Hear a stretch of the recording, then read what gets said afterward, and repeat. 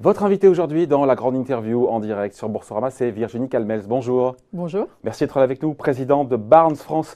On va rentrer évidemment dans le dur du business de Barnes, pourquoi vous êtes là, l'ambition, la stratégie, mais juste pour faire le lien entre, vous avez plusieurs vies professionnelles et ça c'est chouette, mais c'est vrai que, alors il faut rappeler, tout le monde connaît, ou plus ou moins, Virginie Calmels, c'était numéro 2 des Républicains, première adjointe. Pendant quelques mois.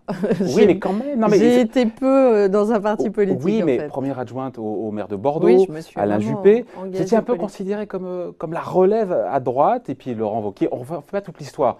C'est pour rappeler un peu comment tout ça s'est déroulé. Il vous a limogé à l'été 2018. Pourquoi avoir quitté la vie politique encore une fois, sachant qu'avant vous étiez dans les affaires déjà, vous étiez pas encore une fois. Oh. Non, mais pourquoi avoir quitté? Certains vous diront si vite, si tôt. C'était trop féroce. C'était quoi? Votre avenir politique vous semblait bouché, ou il y avait cette envie de revenir aussi dans le business? Depuis le départ, dans mon engagement politique, j'ai toujours dit que ce n'était pas un métier, mais une mission. Ça semble étonnant, alors que pour moi, c'est naturel que de considérer qu'à un moment donné, je suis allée en politique pour servir mon pays. Je l'ai fait au travers d'un engagement local à Bordeaux, comme première adjointe au maire, aux côtés d'Alain Juppé, pendant 5 ans. C'est une vraie mission, 5 ans, au service des Bordelaises et des Bordelais, avec, comme vous le rappeliez, un engagement aussi national, parce que ma famille politique, c'est celle de la droite. J'ai essayé de participer à la reconstruction de la droite. Moi, je suis une libérale convaincue que le projet de la droite idéale, c'est du libéralisme économique et ferme sur le régalien. Ouais. C'était ça mes valeurs. J'ai essayé de le faire. Ouais. C'était une mission, vous disiez une mission accomplie ou pas accomplie? Pour le coup, pas accomplie, parce que elle est quand même elle est pas mal accomplie. Quand vous avez donné 5 ans de votre vie à une ville et que vous avez participé à la création de 30 000 emplois installés… À l'échelle nationale, je pensais à l'échelle nationale. Ah, mais l'échelle nationale, c'est une autre échelle. Il se trouve que moi, ça ne vous a pas échappé que je soutenais le candidat de la droite. Oui. Nous avons perdu les élections nationales. Moi, je suis quelqu'un, comme beaucoup de gens qui sont dans le business, qui sont des entrepreneurs d'action. Moi, j'ai besoin de faire et d'avoir des résultats. À Bordeaux, j'ai eu des résultats. Au niveau national, nous avons perdu, et je pense que mon profil est plutôt celui d'une femme chef d'entreprise qui continue à s'intéresser à la chose publique. J'ai toujours, comme citoyenne, beaucoup d'appétence pour la politique, mais je suis quelqu'un qui aime l'action, et il était temps pour moi, après 5 ans, de revenir au monde du business et de revenir pour de bon, la à politique. Mon métier, c'est-à-dire celui de chef d'entreprise. Pour de bon la politique, ou vous laissez la porte entrouverte quand même? Non, mais comme Parce qu'il ne faut pas insulter l'avenir. Comme je viens de vous le dire, pour moi, ce n'est pas un métier. Mon métier, c'est celui de chef d'entreprise. Je l'ai exercé dans le passé dans les médias, en dirigeant Canal+, Endemol. J'ai été présidente du conseil de surveillance d'Euro Disney. Aujourd'hui, dans l'immobilier, comme directrice générale du groupe Barnes et présidente de Barnes France, j'ai beaucoup de plaisir dans ce métier de chef d'entreprise. Je reste convaincue qu'il faut des allers-retours entre la politique et le monde économique. Donc la porte n'est pas fermée. La porte n'est pas fermée. Mais pas forcément que pour moi. Moi, je parle en général. Ouais. Je pense qu'en France, malheureusement, nous avons trop de politiques de métier et nous n'avons pas assez d'allers-retours entre le monde du privé et le monde politique. Moi, je considère la politique comme une mission, comme un engagement citoyen. Je ne ferme pas la porte parce que la vie m'a réservé tellement de surprises. J'y reviendrai peut-être, mais j'ai aussi des enfants à élever. J'ai aussi une volonté de reprendre ce métier qui me passionne, qui est celui de chef d'entreprise. Alors justement, peut-être que la vie fera que je retournerai en politique, mais dans de longues années, je pense. Entre-temps, il y aura l'expérience Barnes. Parce que Barnes, c'est une boîte qui se porte très bien. Thibaut de Saint-Vincent vient souvent nous voir. C'est quoi votre challenge là, dans cette histoire? C'est quoi? C'est faire entrer la marque dans une nouvelle dimension, diversifier les activités, la rendre plus internationale, c'est quoi? Thibaut de Saint-Vincent, qui est le président fondateur de ce groupe, l'a développé depuis 15 ans en le hissant à la première place en France et en Suisse, et en faisant un acteur international, puisque nous sommes déjà aujourd'hui présents dans 15 pays avec 90 bureaux. Mon challenge, il est simple, c'est que quand vous avez une croissance aussi forte sur les 15 dernières années, eh bien, il y a un enjeu de structuration du groupe, il y a un enjeu de diversification du groupe, et donc, aux côtés de Thibaut de Saint-Vincent, je vais m'employer à le faire. Bien sûr, notre métier de base que vous connaissez, hein, l'intermédiation immobilière dans le domaine du haut de gamme, une fois encore dans 15 pays déjà, ça, on va le consolider, on va le développer, on va continuer la croissance à l'international, et puis, on va aussi lancer des nouveaux métiers. Et nous avons cette ambition de passer en fait d'une marque très connue dans l'immobilier à une véritable marque de luxe dans le domaine des services associés à l'immobilier. Quel type de service? Parce que là, pour le coup, j'ai lu plein de choses, en même temps, je me dis, mais est-ce qu'ils ne le font pas déjà? Si on veut se constituer une cave à vin, si on veut acheter un yacht, un haras, oui, mais c'est des activités qui ont été lancées très récemment, donc qui sont en devenir. Pourquoi? Parce que nous considérons que nos clients, aujourd'hui, ce qui leur manque souvent, c'est le temps, c'est la capacité à gérer tout un tas de problématiques simultanées, et que donc un acteur comme Barnes peut leur offrir une multitude de services. Ce n'est pas juste acheter une résidence principale ou une résidence secondaire, c'est souvent toute une histoire de vie. Et nous, ce que nous voulons, c'est nous intéresser à nos clients qui sont notre capital et ne pas les abandonner après simplement une transaction, mais continuer à travailler à leur côté sur un projet de vie qui va être évolutif. Il va y avoir des acquisitions, des cessions, et puis il peut y avoir aussi des passions connexes. Vous avez parlé des haras, des vignobles, des yachts.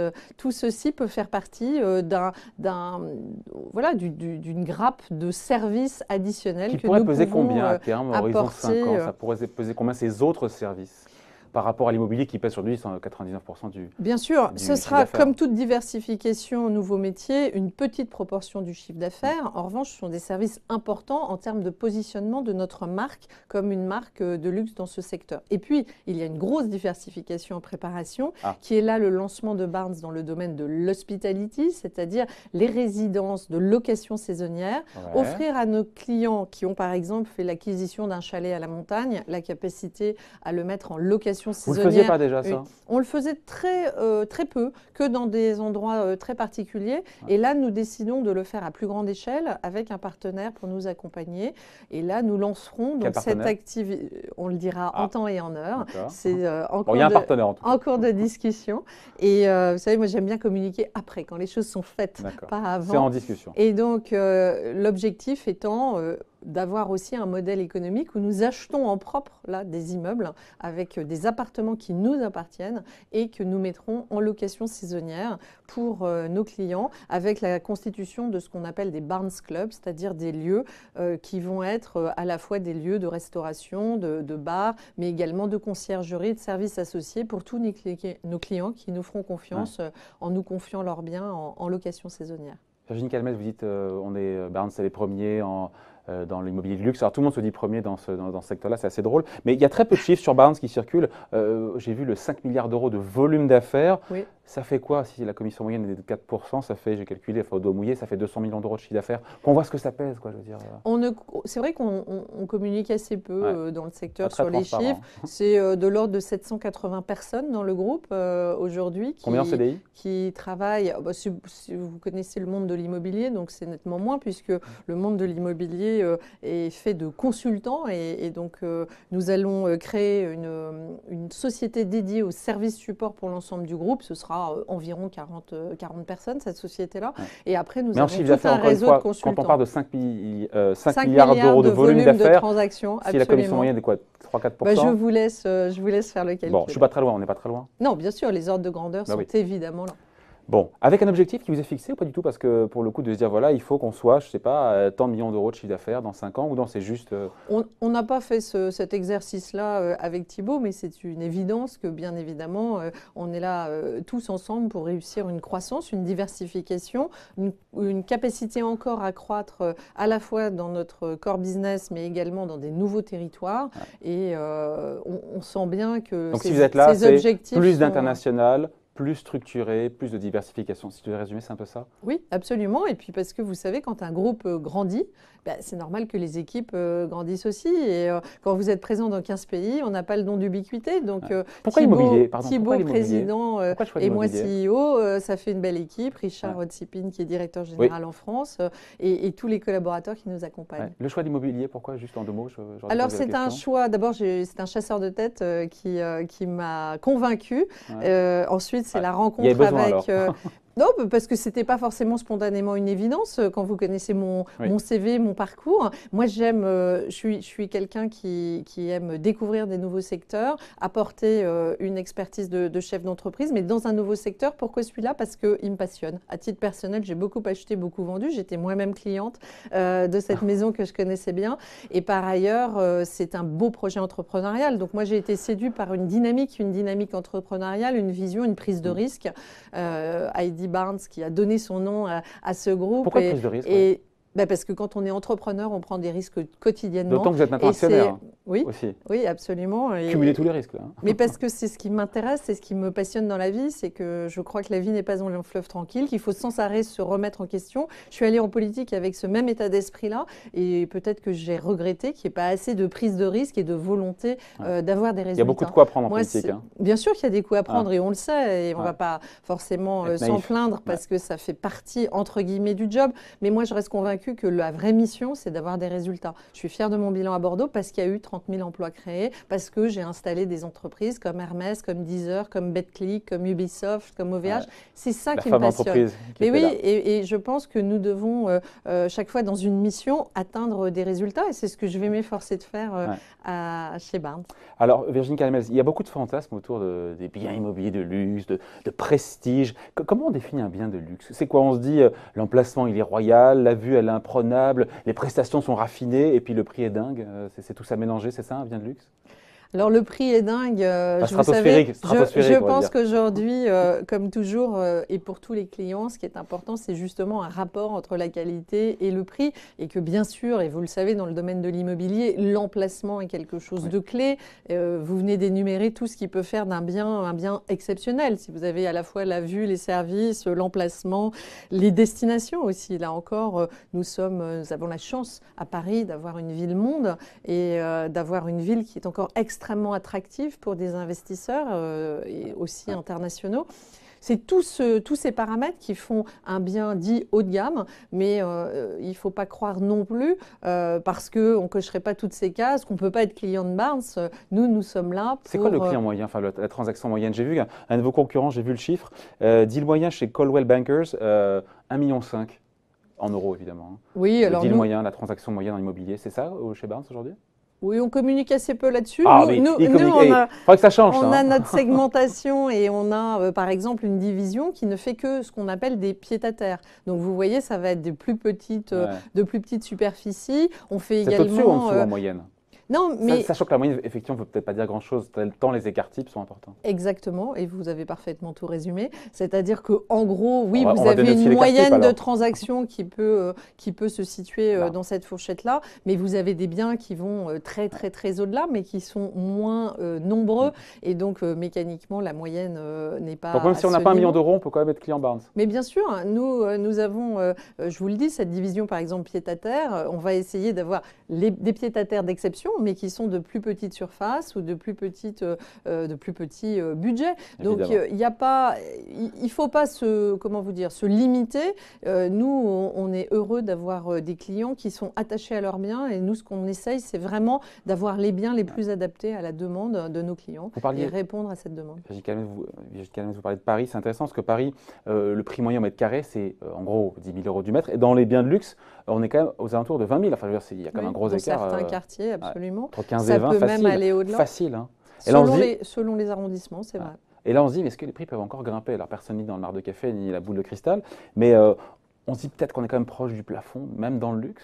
Tendanciellement, vous savez, on pense qu'à Paris, il y a encore une grande marge quand vous voyez les prix dans d'autres villes-mondes qui sont très élevés. Londres, certains disent qu'il y a eu ce rattrapage qui a été fait depuis très longtemps. Londres a un peu souffert récemment avec Hong Kong, regardez les prix à New York, etc. Donc Paris peut avoir encore une capacité à croître en termes de prix. Le rattrapage n'est pas arrivé à son terme. Certains disent que le gros du rattrapage de Paris par rapport aux autres villes-mondes, Londres, New York ou d'autres, était comme pour largement entamé. Non.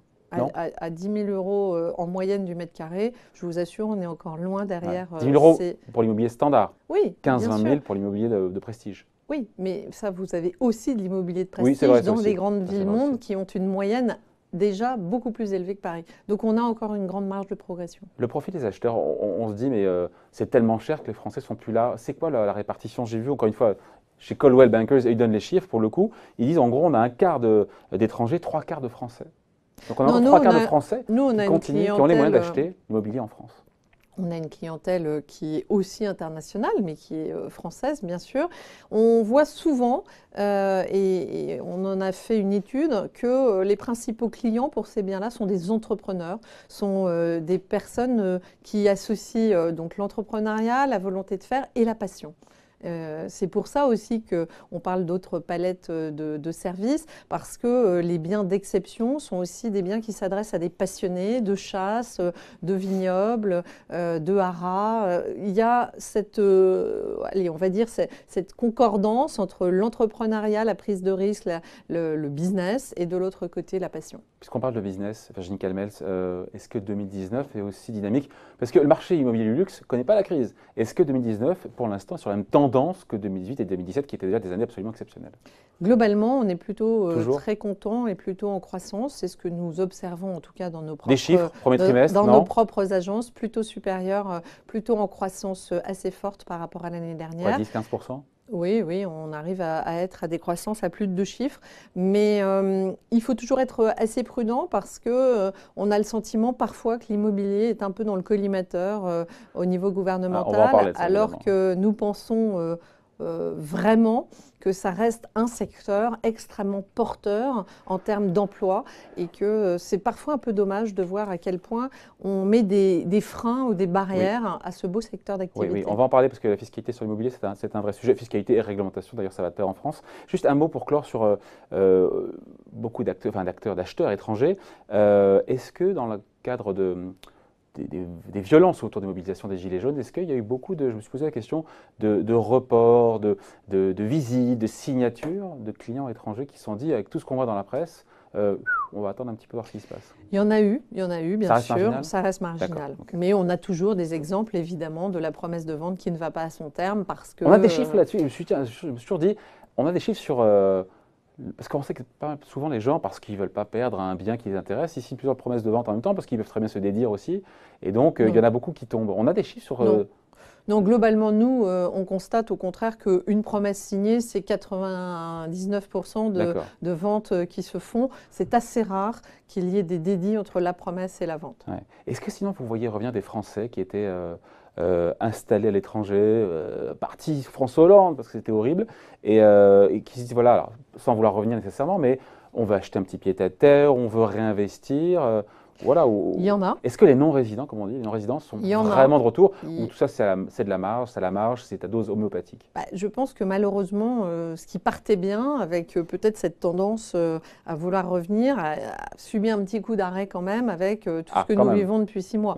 Les Gilets jaunes ne peuvent pas ne pas avoir un impact sur l'image et plus généralement en fait. Ce qu'il se passe en France a évidemment des répercussions, notamment sur les Français de l'étranger qui regardent la France avec peut-être un petit peu moins d'appétit que ce qui s'est passé il y a 2 ans. Donc de ce point de vue-là, on ne voit pas dans les chiffres des raz-de-marée en se disant formidable, c'est le retour des exilés. Non, pas du tout. Et on se dit, qu'est-ce qui peut enrayer, encore une fois, cette hausse, des volumes qui sont en croissance à 2 chiffres, des prix qui continuent encore de progresser de quelques pourcents, 5%, on dit à Paris en moyenne. Qu'est-ce qui peut enrayer cette belle mécanique, Virginie Calmels? Des taux qui remonteraient, mais bon, oui, ça bien semble évidemment, pas, vous voyez qu'une crise financière mondiale et des taux qui seraient à la hausse fortement viendraient évidemment. Mais aujourd'hui, bien malin celui qui peut dire quand ça arrivera. Force est de constater que les taux restent incroyablement bas et donc plutôt favorables à des décisions d'investissement dans l'immobilier. Ouais, on va finir là-dessus parce que c'est intéressant, on en parle effectivement de la fiscalité, de la réglementation. On peut dire ou pas que l'actif le plus taxé en France, clairement, c'est l'immobilier, parce qu'on ne va pas tout énumérer. Virginie Calmels, c'est vrai. Non, mais entre les revenus fonciers, la CSG, la CRDS, l'impôt sur la fortune immobilière, la taxe foncière, taxe d'habitation, puis la transmission. Vous avez payé toute votre vie. Et droits de mutation parmi les plus élevés d'Europe. Les droits de mutation, vous voulez le transmettre. Vous avez l'IFI. parce qu'on a parlé de la suppression de l'ISF, on a juste oublié de dire qu'il y avait un impôt sur la fortune immobilière qui est très important et qui, même pour ceux qui avaient des emprunts importants, a fait qu'ils payent plus aujourd'hui d'IFI qu'ils ne payaient hier d'ISF. Ouais, parce que les conditions de déductibilité des charges d'intérêt bancaires, c'est un peu technique, mais quand même, ont été modifiées. Ont été rabotées. Exactement. Donc on peut le dire, l'immobilier, c'est l'actif le plus taxé? Globalement, aujourd'hui, malheureusement, c'est un actif qui subit nombreuses taxations qui s'additionnent et qui sont tout au long d'une vie, y compris à la fin, dans la transmission à ses enfants. Donc c'est l'actif le plus taxé de France.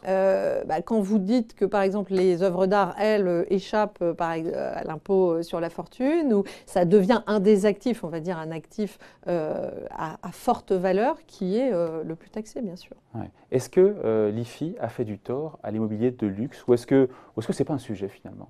Parce que la vague est porteuse et qu'en fait, on ne le voit pas trop dans les chiffres. Moi, je vais vous dire, ça fait du tort à la France. C'est-à-dire qu'à un moment donné, trop d'impôts tue l'impôt. On est malheureusement en train de continuer dans cette course folle à toujours davantage d'impôts, toujours de la créativité fiscale, alors que ce qu'il faudrait, au contraire, c'est permettre beaucoup plus de dynamique sur un marché, quel qu'il soit. L'immobilier en est un, mais plus généralement, l'économie a besoin d'être dynamique. Et elle marche bien. Que la droite ne l'a-t-elle pas fait quand elle est aux affaires? D'acquisition et de cession, vous prêchez une convaincue. Et d'ailleurs, j'étais fière de soutenir des candidats de droite qui enfin assumaient la suppression totale de l'ISF, qui est un mauvais impôt. Ouais. Est-ce que, on finit là-dessus, Virginie Calmès, vous sentez des gens qui sont propriétaires bailleurs, et qui sont découragés justement par tout ce qu'on vient de dire, trop de taxation, trop de réglementation, et qui se disent mon locataire vient de partir, eh ben fait chier, pardon, je vends maintenant. Vous savez, comme toujours, hein, vous avez… Ou est-ce que c'est, encore une fois, on parle que des trains qui arrivent… Vous avez évidemment des réactions immédiates. Et c'est pour ça que la fiscalité est un sujet passionnant, parce que c'est un sujet immédiatement structurant. Vous augmentez, vous mettez de l'impôt sur tel ou tel sujet, bah, mécaniquement, vous voyez que moins de gens… On a parlé récemment des dons à l'occasion, malheureusement, de ce drame de Notre-Dame de Paris. Mais quand l'ISF a été supprimé, bah, mécaniquement, il y a eu moins de dons parce qu'il y avait des déductibilités. Et donc, vous avez des réactions immédiates aux décisions très structurelles que sont notamment les décisions fiscales. Donc, bien sûr que vous avez des gens qui vont dire bah, j'aurais fait ça, finalement, je vais faire autre chose parce que ça me coûte trop cher. Moi, j'ai vu quand même des gens refuser des acquisitions à des niveaux très élevés parce que le montant d'IFI annuel devenait tellement élevé. Mais c'est ce que voulait le président. Il disait, pour lui, c'était son point de vue, c'est pas assez productif l'immobilier, c'est là où je ne le comprends pas. Mieux vaut investir dans les entreprises françaises, et là je parle d'achat d'entreprise, plutôt que d'investir dans l'immobilier. Oui, mais alors d'abord, l'immobilier, c'est un secteur économique avec des emplois derrière. Et là où je ne le comprends pas, c'est que l'immobilier n'est pas une rente. Pour l'essentiel des gens, ils vont avoir un investissement dans leur résidence principale et éventuellement, pour ceux qui sont plus privilégiés, dans une résidence secondaire. Mais l'immobilier n'est pas une rente pour la quasi-totalité des gens qui participent à ce secteur. Donc je ne comprends pas, et c'est d'ailleurs une interrogation, pourquoi finalement ils considèrent autant que l'immobilier serait non productif, alors qu'à côté de ça, l'assurance vie, qui est quand même le bas de laine de beaucoup de Français, a pu échapper à cette dose d'ISF, alors que finalement c'est moins productif même que les comptes bancaires. Non, mais même un compte bancaire, parce que l'assurance vie, il y a des actions dedans, il y a des obligations, on finance le train de vie de l'État. Mais un compte bancaire, ça dort, mais c'est pas l'IFI. Hein. Et je pense que là, il y a eu une petite position dogmatique ou idéologique. C'est pour ça que je fais partie des personnes qui pensent qu'il fallait totalement supprimer l'ISF. Je comprends que ça puisse en heurter beaucoup. Le Barnum que ça fait déjà. Et je m'empresse de dire que oui, mais quand vous supprimez l'ISF, il ne faut pas faire que ça. C'est sûr que là, c'est mal perçu parce qu'on a l'impression qu'on fait des cadeaux à ceux qui en ont le moins besoin. D'abord, pour moi, une suppression d'impôt n'est pas un cadeau. Hein. C'est le fait d'arrêter une spoliation qui est en France bien trop élevée. Mais je reste convaincue qu'il fallait évidemment supprimer l'ISF, mais comme il fallait travailler ardemment à la baisse de la dépense publique pour redonner du pouvoir d'achat. Il y a la chef d'entreprise, mais il y a quand même la femme politique là qui se met, qui ressort. Il suffit de la lancer un petit peu et ça y est, c'est parti. Merci d'avoir été avec nous. Merci beaucoup de votre invitation. Présidente de Barnes France, qui ne ferme pas quand même la porte, on ne sait jamais, à une carte politique. Mais ce n'est pas pour tout de suite. On se reverra d'ici là. Merci beaucoup. Merci donc de la grande interview en direct sur Boursorama. Merci.